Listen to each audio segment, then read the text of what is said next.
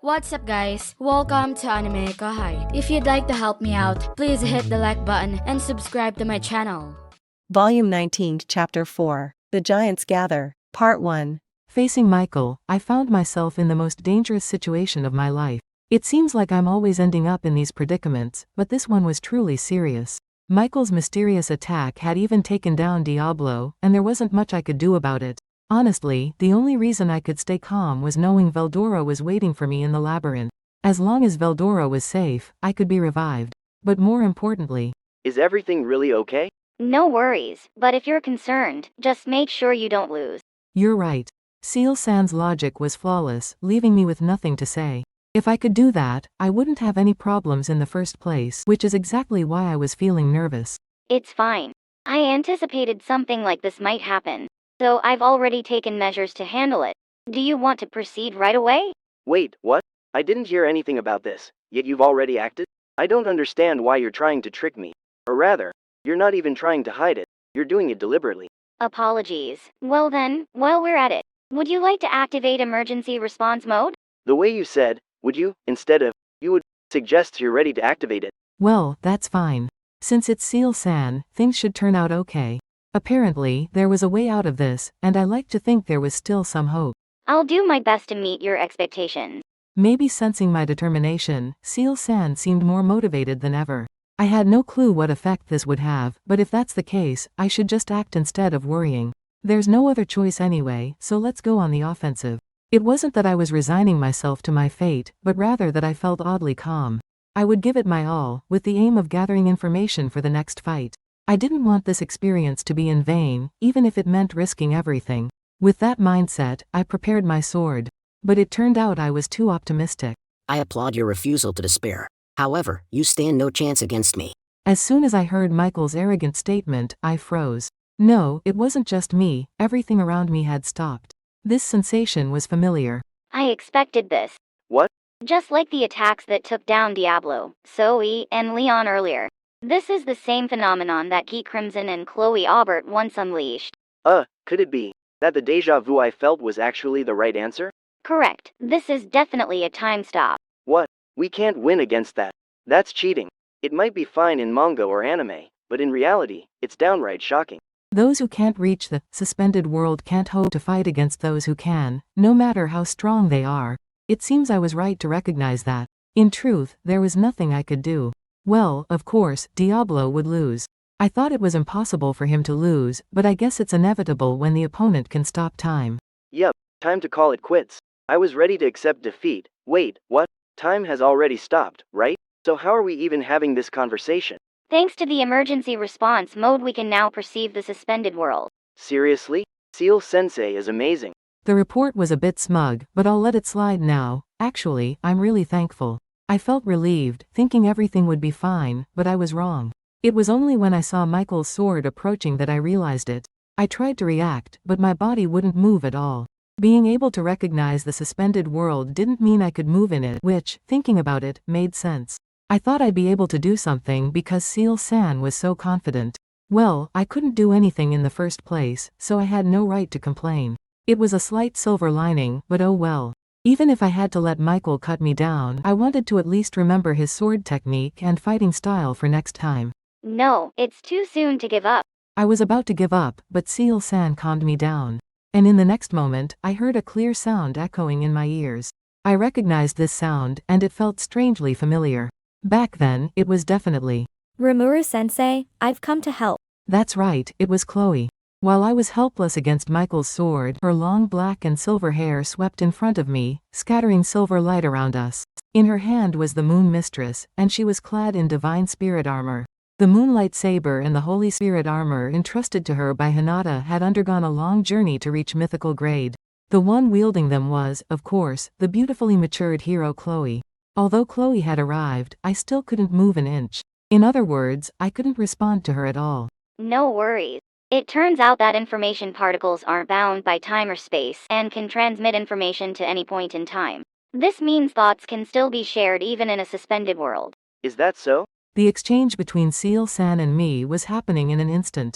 However, Chloe's voice had a slight delay. But why was that?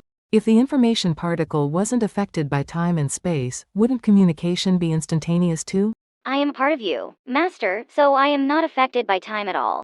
But if you want to know what's going on outside in the suspended world, an information particle must be sent out to gather data from the surroundings. That's a bit complicated.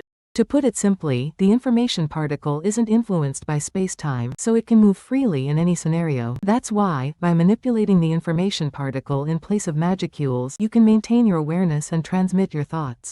However, interfering with the information particle alone doesn't allow movement in this situation. Chloe seemed to be talking as usual, but it's probably best not to confuse this with the real world. I initially thought she was using thought acceleration, but that wasn't the case. Apparently, we were just exchanging information particles without any time delay, and it was possible because we shared the same soul. So, if I wanted to convey my intentions to someone else in this suspended world, you can imprint your will onto the information particle and direct it towards the other person. That might sound a bit crude, but I got the gist of it. Since Seal-san could now manipulate the information particle, it's possible to respond. The reason I could perceive what was happening around me was because I was reflecting the information particles. I wondered if the speed of the information particles was constant in this suspended world, but I was relieved that our conversation could take place. Thanks, you saved me. But I still can't move yet, so. I quickly sent my thoughts to Chloe. She responded by using telepathy net to sync with me.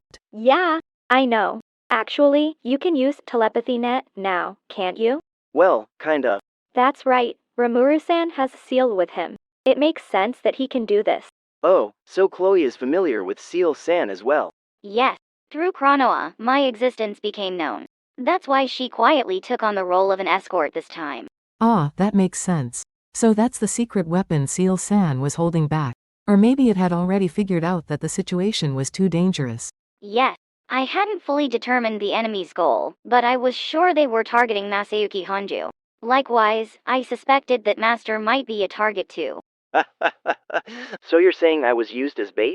That's a rare move for Seal-san, who usually plays it safe. Wait, are you telling me that the double check from that time? Yes, it was a metaphor for Michael, who believed he had outsmarted Master. Damn it, I've been outplayed. I'm embarrassed I didn't catch on. It seemed like Seal-san was stalling back then.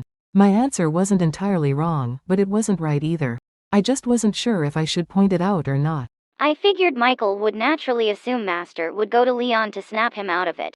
In that case, it was expected he'd use Leon as bait. So I wanted to see how much weight Michael would give to this, and how much force he'd apply. So that's how it was.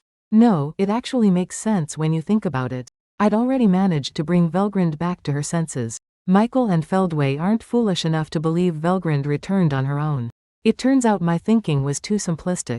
Michael would have been cautious about us retrieving Leon and would have taken steps to counter it.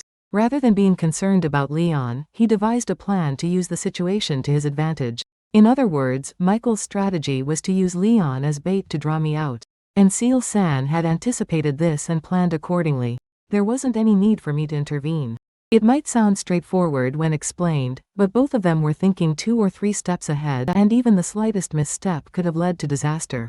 No, perhaps that's exactly why. If I hadn't come here, Michael might have used a different approach, so it was easier for Seal-san to read the situation by pretending to be deceived. My safety was assured with Veldora around, so it was better to play along with Michael's plan. Yes, of course, Master's safety was the top priority. I'm sure it was. It's unsettling that everything went according to plan, but what even Seal-san didn't predict was that Michael also had the time stop ability. That possibility was considered as well, so I made arrangements with Chloe Aubert and asked her to be on standby just in case. I see, so you anticipated that Chloe wouldn't join the fight. But since Michael was too strong, I ended up being saved by Chloe. Even Seal-san couldn't foresee everything, so there was nothing I could do. Michael's mastery of time stop was the biggest miscalculation. However, it turned out to be advantageous in the end. How so? Since there are very few who can control this ability, it's an invaluable experience. It was fortunate that we successfully developed the emergency response mode. By observing the suspended world in this way, it's only a matter of time before we'll be able to move.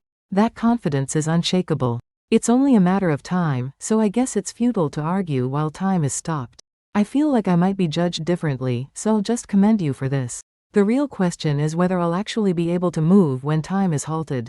If that's not possible, there's no point in discussing it in the future, so solving this problem is our immediate priority. For now, I'll have to depend on Chloe. At any rate, there's nothing I can do right now. Honestly, I've decided to wait and see how the battle between Chloe and Michael unfolds. Michael remained still, possibly on guard after Chloe's appearance. But finally, with a deliberate motion, he raised the sword in his right hand. Honestly, it's hard to believe something so unexpected happened. Is that so? I didn't think there were others besides Velzard and myself who could move in this frozen time. Other than Manas, beings like me at the pinnacle of existence, I can't fathom how you reached this level. Whoa, did Michael just mention the word, manas? Was this a trap? It seemed like he was fishing for clues about Chloe's true nature. I felt a twinge of concern and considered warning Chloe, but it turned out to be unnecessary. Is that so? It wasn't that difficult. Chloe just brushed off his remark. Seeing her calm response reminded me that while I still saw her as my student, Chloe was a formidable warrior in her own right. After countless journeys through time, she had become the strongest hero. With a Manas named Chronoa by her side, there was no reason to worry about her. Stop laughing. The response from Hope King Serial is no longer present in you. Care to explain why? I figured as much. I suspected that Michael might be able to detect the angelic ultimate skills, and now it was confirmed. The absence of the response meant Chloe had successfully sublimated Hope King Sariel into her own power. That's it for this video, guys. Thank you for always watching my videos and supporting my channel. Shout out to the new members of AnimeKouhai supporters: Jay Magsino, Recreal17, Bismarck Munoz, Arian Booker, Jerry Sladek, Kamal Luke, Izat, Mr. Santo, Akshay Divate, Alfonso Smith. Thank you so much for helping out. I'll see you guys in the next video.